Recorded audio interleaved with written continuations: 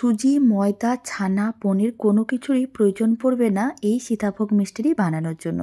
হাতে মাত্র ১০ মিনিট সময় নিয়েই বানিয়ে নিতে পারবেন। আর খেতেও ভীষণ ভালো হয়, ছোট থেকে বড় যে কেউ খুবই পছন্দ করবে। তো চলুন বানানো শুরু করা যাক। প্রথমে একটা কড়াই নিয়েছিলাম, কড়াইয়ের মধ্যে বেশ কিছুটা পরিমাণ জল দিয়ে দিতে হবে। এখন জলটা খুব ভালো করে গরম করে নিতে হবে। ফ্লেমটা মিডিয়াম টু হাইতে করে দিয়েছি। জল যখন খুব ভালো করে গরম করা হয়ে যাবে তার মধ্যে দিয়ে দিতে হবে ২০০ গ্রামের মতন সিমুই। এবার সিমুইগুলোকে এইভাবে একটু নাড়াচাড়া করে নিতে হবে জলের সঙ্গে, যাতে খুব ভালো করে মিশে যায়। খুব ভালো করে মেশানো হয়ে গেছে। এবার ২ মিনিটের মতন এইভাবে মিডিয়াম ফ্লেমে রান্না করে নিতে হবে। এতে সিমুইগুলো সেদ্ধ হয়ে যাবে। আর সেদ্ধ হয়েছে কিনা কিভাবে বুঝবেন? যখন দেখবেন কালারটা সাদা হয়ে যাচ্ছে, তার মানে বুঝে নিতে হবে সিমুই খুব ভালো করে সেদ্ধ হয়ে গেছে। প্রায় ২ মিনিট হয়ে গেছে, এবার একটু চেক করে নেব। আপনারা দেখুন কালারটা কিন্তু একেবারেই চেঞ্জ হয়ে যাচ্ছে, আর এইভাবে একটু হাত দিয়ে ভাঙলেই কিন্তু ভেঙে যাচ্ছে। তার মানে বুঝে নিতে হবে সিমুই খুব ভালো করে সেদ্ধ হয়ে গেছে। এখন ফ্লেমটা অফ করে দিতে হবে।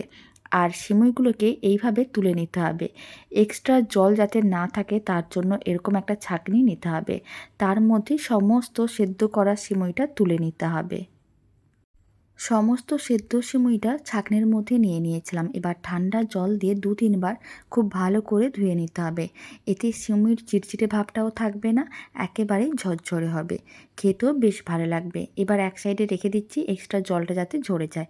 আর এদিকে একটা কড়াইকে আবারও গ্যাসের ওভেনের উপরে বসিয়ে দিয়েছিলাম। তার মধ্যে বড় চামচের ১ চামচের মতন ঘি দিয়ে দিলাম। ঘিটা খুব ভালো করে গরম করে নিতে হবে, আর কড়াইয়ের চারিদিকে ভালো করে ছড়িয়ে নিতে হবে। খুব ভালো করে ঘিটা ছড়িয়ে নিয়েছিলাম। আর ঘিও কিন্তু গরম হয়ে গেছে। খুব ভালো করে ঘি মেল্ট হয়ে গেছে, তার মানে ঘি গরম হয়ে গেছে। এবার এর মধ্যে দিয়ে দিতে হবে ৩টের মতন এলাচ। এলাচ ৩টেকে ভেঙে দিয়েছি, এতে স্বাদ ও গন্ধ দুটোই খুবই ভালো আসবে। আপনাদের কাছে এলাচ পাউডার থাকলে এলাচ পাউডারও দিতে পারেন। এখন এলাচটাকে ১০ সেকেন্ডের মতন নাড়াচাড়া করে ভেজে নিয়েছিলাম। এর মধ্যে দিয়ে দিচ্ছি ১০-১২টার মতন কাজু বাদাম হাফ করে ভেঙে রেখেছিলাম, সেই সমস্ত কাজু বাদামগুলো দিয়ে দিলাম। এখন কাজু বাদামগুলোকেও নাড়াচাড়া করে হালকা লাল করে ভেজে নিতে হবে। যখন দেখবেন কাজু বাদামগুলোর কালার এইভাবে হালকা লাল হয়ে গেছে, তখন এর মধ্যে কিছুটা পরিমাণ কিশমিশ দিতে হবে। এবার কিশমিশগুলোকে এইভাবে হালকা নাড়াচাড়া করে ভেজে নিতে হবে যতক্ষণ না কিশমিশগুলো ফুলে বলের মতন হচ্ছে। তার মানে বুঝে নিতে হবে কিশমিশগুলো ভাজা হয়ে গেছে। আপনারা দেখুন কিশমিশগুলো বেশ ফুলে এরকমই বলের মতন হয়ে যাচ্ছে। কিশমিশগুলোকে এরকমই হালকা করে ভেজে নিতে হবে। এখন ফ্লেমটা লোতে করে দিতে হবে, আর সেদ্ধ করে রাখা সমস্ত সিমুইটা দিয়ে দিতে হবে। আর খুব ভালো করে একসঙ্গে মিশিয়ে নিতে হবে। খুব ভালো করে মিশিয়ে নেওয়ার পরে ২ মিনিট নাড়াচাড়া করে নিতে হবে, যাতে সিমুইগুলো একটু ভাজা ভাজা হয়ে যায়। এইভাবে ২ মিনিট নাড়াচাড়া করে নেওয়ার পরে এর মধ্যে দিতে হবে স্বাদ অনুযায়ী চিনি।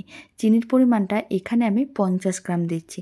তবে মিষ্টির পরিমাণ কম বেশি করতে পারেন। যদি আপনাদের একটু বেশি মিষ্টি পছন্দ হয়, অবশ্যই বেশি পরিমাণ চিনি দিতে পারেন। তবে এখানে আমি ৫০ গ্রামের মতন চিনিই দিচ্ছি। এবার খুব ভালো করে চিনিটা মিশিয়ে নিতে হবে, আর ফ্লেমটা একেবারেই লোতে রাখতে হবে। লো ফ্লেমে চিনিটা খুব ভালো করে মিশিয়ে এইভাবে কিন্তু ৫ মিনিট রান্না করে নিতে হবে। তাহলে সিমুইগুলো ভালো করে চিনির যে জলটা, চিনির শিরাটাকে খুব ভালো করে শোক করে নেবে।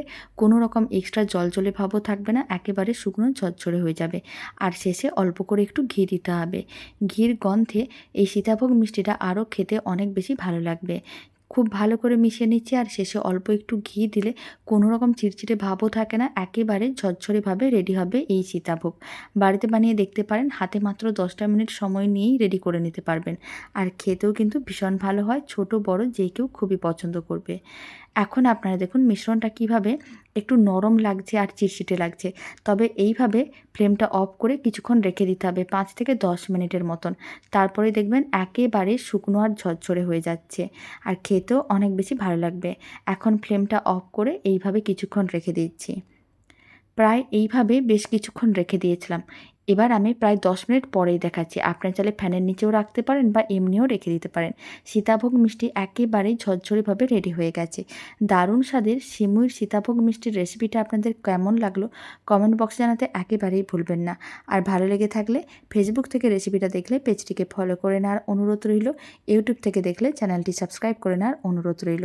পাশে থাকা বেল আইকনটি প্রেস করে নেবেন নতুন রেসিপির আপডেট সবার আগে পাওয়ার জন্য। তো চলুন ভিডিওটা আমি এখানে শেষ করছি। আবার নতুন রেসিপি নিয়ে দেখা হচ্ছে।